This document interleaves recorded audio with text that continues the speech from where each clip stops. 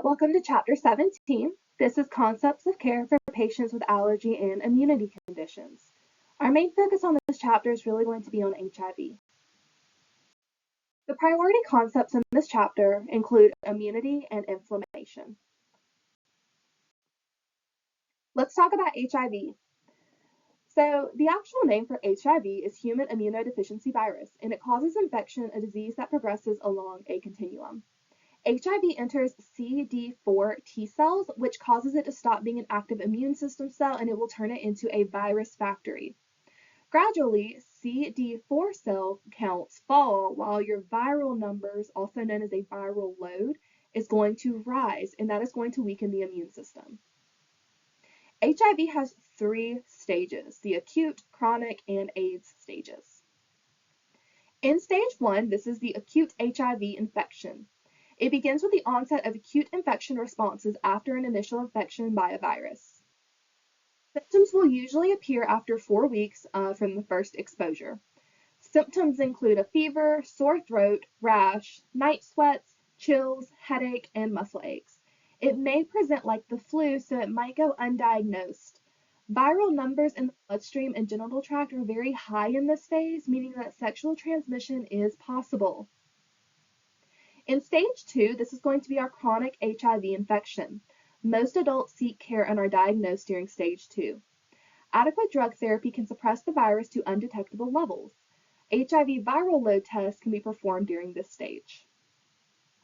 Finally, we have stage 3. This is the AIDS stage, and AIDS stands for acquired immunodeficiency syndrome. So this diagnosis requires that the patient has CD4 T cell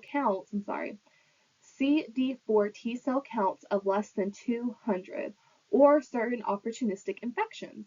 The most common opportunistic infections are cytomegalovirus, toxoplasmosis, tuberculosis. We have common cancers associated with stage 3, and that includes Kaposi sarcomas, types of non-Hodgkin lymphomas, and invasive cervical cancers. Everyone who has AIDS will have HIV because it's a late stage of HIV, but not everyone who has HIV will have AIDS. A normal CD4 count is between 800 and 1,000, and usually once our patients get to 200 or below, they're in that AIDS stage. Let's talk of HIV. So first we have that binding phase. HIV is going to bind or attach itself to receptors on the surface of the CD4 cell. In the fusion stage, the HIV envelope and CD4 cell membrane fuse together, allowing HIV to enter the CD4 cell.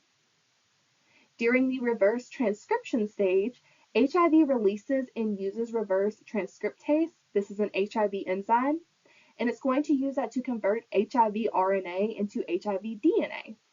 When the conversion is complete, HIV can then enter the CD4 cell nucleus and combine with the cell's DNA. In the integration stage, HIV will release integrase, that is another HIV enzyme, into the CD4 cell nucleus and insert its own DNA into the DNA of the CD4 cell. During replication, once integrated into the CD4 cell DNA, HIV is going to use the machinery of the CD4 cell to create long chains of HIV proteins. These are going to become the building blocks for more HIV. During assembly, new HIV proteins and HIV RNA are going to move to the cell surface and assemble into immature HIV, which is non-infectious. Then in the building stage, the new non-infectious HIV push-out of the CD4 cell will cause a release of protease. And this enzyme is going to break up the protein chains from the immature virus, which will create the mature form of the virus. The only reason it's important to understand these stages, not because we're taking microbiology, it's because different drug therapies are going to interrupt the life cycle at one of these stages. So your drug therapy is going to depend on these stages. There are 2 subtypes of HIV. There is HIV-1 and HIV-2. HIV-1 is the most common subtype, and it is the most virulent. HIV-2 is primarily found in Western Africa, and recent studies show that susceptibility may be partially partially heritable. In health promotion, prevention is going to be key.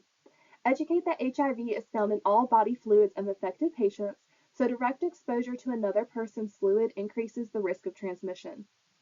Fluids with the highest HIV concentration include blood, semen, vaginal secretions, and breast milk.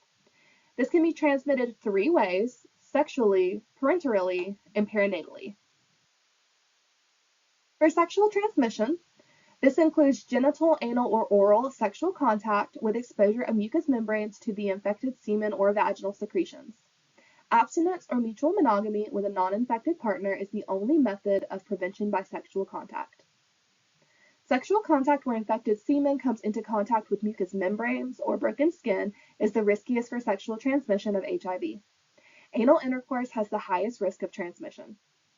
Teach safe sex practices to reduce the risk of transmission.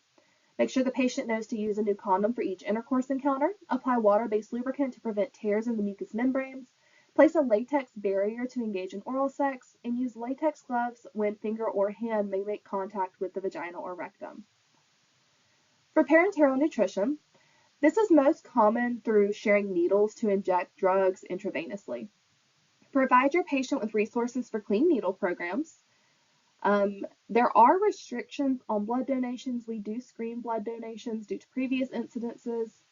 There is a small chance, though, that whenever a patient gets a blood transfusion, as all blood products are tested for HIV, there is a small chance they can still get HIV through blood because there is that window of time where HIV is not detected. And then we have perinatally. So this is when the baby can get HIV from the mom through the placenta, from contact with maternal blood or bodily fluids during birth, or through breast milk. HIV is not transmitted by casual contact, sharing utensils, and it's not spread by mosquitoes. Prevention. Pre-exposure prophylaxis, or PrEP. This is given to those who are HIV negative but are at risk for contracting it due to the risk of sexual or drug behaviors. Antiretrovirals, if used correctly, reduce the risk of contracting HIV by 99%. PEP exposure prophylaxis, that's PEP without the R. This is using antiretrovirals being used in an emergent situation after potential exposure. It is not recommended for frequent use. Teach the patients to contact the healthcare provider immediately after potential exposure, as treatment must be started within 72 hours, and the earlier the better. PEP is taken for 28 days with HIV testing before and after treatment. Health should be sure to use standard precautions for every patient and utilize the needle safety devices to avoid needle sticks. Those at greatest risk for contracting HIV are healthcare workers. And these are the healthcare workers who work with HIV patients daily, especially those who draw blood or have the potential for accidental needle sticks. If performing a task where bodily fluids will be prevalent, use a gown in addition to standard precautions. An example of this would be if you had a patient that came back from surgery, they had bloody drainage on their wound dressing, I would just wear a gown to be safe so you didn't get any of that bodily fluid on your body. And then we have treatment as prevention. This is for patients who are HIV positive. They are going to take medication for transmission to others. It also helps the patient maintain an undetectable viral load. We are going to obtain a thorough history in private. Ask about current illnesses, symptom severity, changes in health status, and ask about risk factors for contracting HIV. Ask about the history of infections like tuberculosis, STIs, and hepatitis. Take a sexual history after you have developed a rapport with your patient. And focus on the 5 P's. That's partners, practices, protection, past history, and prevention of pregnancy. For your physical assessment, assess for flu-like symptoms including swollen lymph nodes, sore throat, and fever. Stage 1 or Stage 2 may be asymptomatic. As the disease progresses, health problems occurring. Assess opportunistic infections that may be present in Stage 3. Table 17.3 details assessment findings and nursing interventions for conditions found in Stage 3, also known as AIDS. If the infections identified and other medications are prescribed, be sure to check any kind of drug interactions with ART therapy. Psychosocial assessment. Assess baseline of mental health and neurologic status. HIV diagnosis can cause anxiety and fear in relation to the future. Screen for depression, anxiety, and suicidal ideation. Assess for support systems, especially at the initial diagnosis. Determine if they have an advance directive, living will, or power of attorney. If not, provide resources to establish these wishes.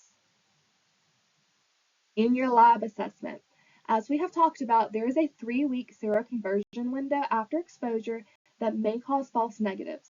Patients exposed within the past month should be retested after this window, even if the first test is negative. Whenever we analyze our cues and prioritize our hypotheses, we want to look at the patient's potential to transmit infection due to lack of health education and/or risky behaviors. They may not understand their diagnosis, they may not know better. This is something that we would want to address. We also want to look at the patient's potential for infection and life-threatening complications due to reduced immunity associated with HIV infection. Like I've said before, HIV and AIDS don't necessarily kill you. It's not the virus itself that kills you. What kills you is the fact that that virus suppresses your immune system to a point it can't fight off the thing that does kill you. For example, we have HIV and AIDS patients who die of pneumonia. It wasn't the AIDS that killed them, it was the pneumonia that technically killed them because the AIDS suppressed their immune system to a point that the pneumonia was able to kill them. Generate solutions and take action. In preventing the transmission of infections, educate the patient on modes of transmission, clean needle programs, and antiretroviral adherence. In preventing infection and life-threatening complications, we want the patient to take their medicine to reduce the viral load through antiretroviral therapy and to preserve patient immunity and prevent opportunistic infections. We want the patient to avoid exposure to infectious agents. We want them to be able to identify early recognition symptoms. That way we can begin treatment.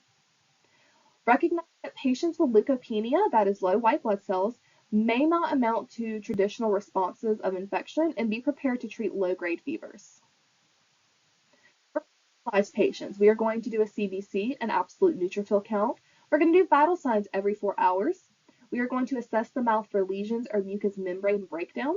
We are going to assess for adventitious breath sounds, urine odor and cloudiness, and skin for loss of integrity. For drug therapy, we are going to make sure our patient is taking their antiretrovirals to control viral replication. Whenever multiple medications are used, this is combination antiretroviral therapy, adherence is necessary for success. If the patient has a large increase in viral load, assess if they're actually taking their medicine and look for medication adherence. For gas exchange, identify any respiratory infections quickly. Assess the respiratory rate, rhythm, depth, and sounds, and pace activities to conserve your patient's energy. For pain management, patients in stage 2 may experience peripheral neuropathy from drug therapy or disease progression. Stage 3 may have pain from enlarged organs or tumor invasions. Stage 3 patients may be eligible for medical cannabis depending on your state laws.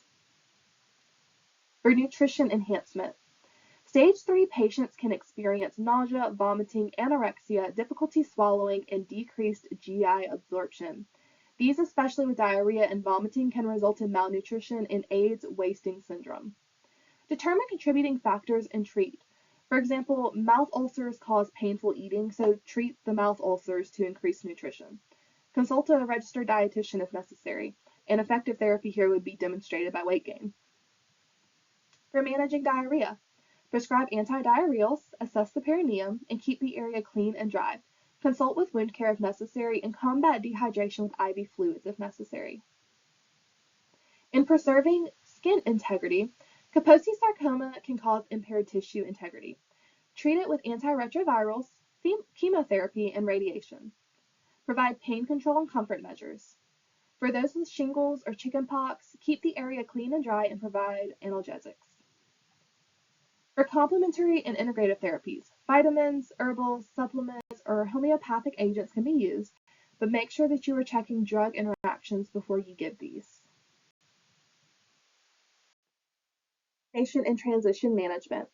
For home care, assess the patient's ability to manage care at home, perform ADLs, and their access to caregivers.